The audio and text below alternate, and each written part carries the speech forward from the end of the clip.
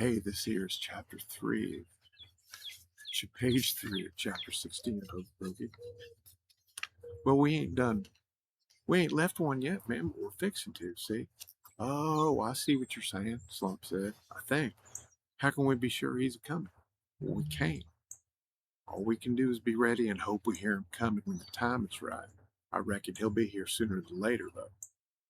So the point being, he's going to wreck that El Dorado. Exactly, Nipper said. We ain't trying to total it. We're just trying to get him stuck long enough to get the cops down. And what do we tell the cops when they ask why we lynched a sex doll? Shit, Slump said.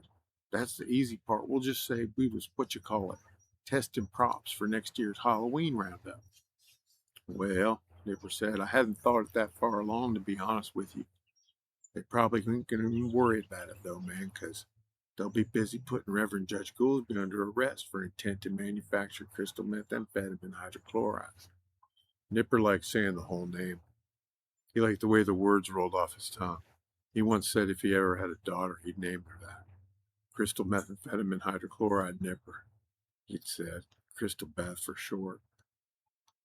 Why would they be doing that? Slump said. 'Cause that's what they're going to find in his truck or back seat whenever y'all think you can put it real quick, Nipper said, lifting a small trunk from the bed of his truck. Give me a hand there, Code, if you don't care. It ain't heavy, but it's fragile.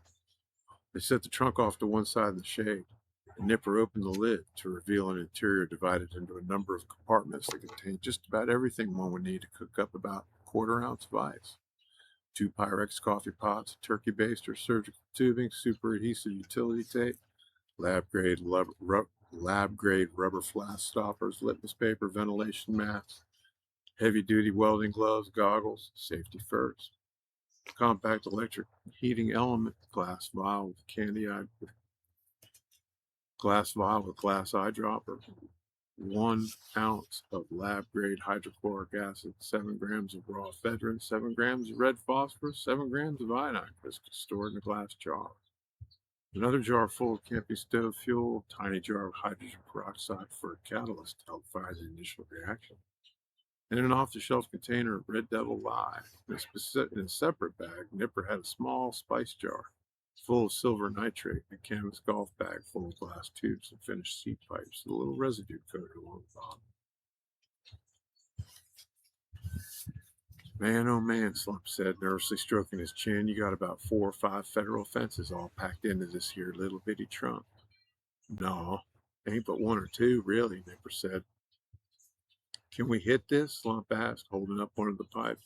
No, man, Nipper said. That's evidence. I got a little something from Cotton, though, to help us along. Is that where you got this? Sure is. Worked out perfect, too. He might be expecting a visit from the law any minute now, so he wanted me to clean out anyway. What in the hell for?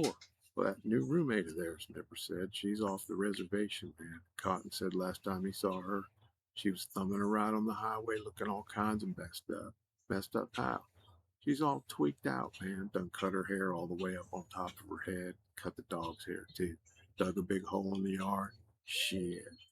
Well, she done drunk about an 8-ball, according to Cotton. Went a little bit long on that one. Thanks for joining me.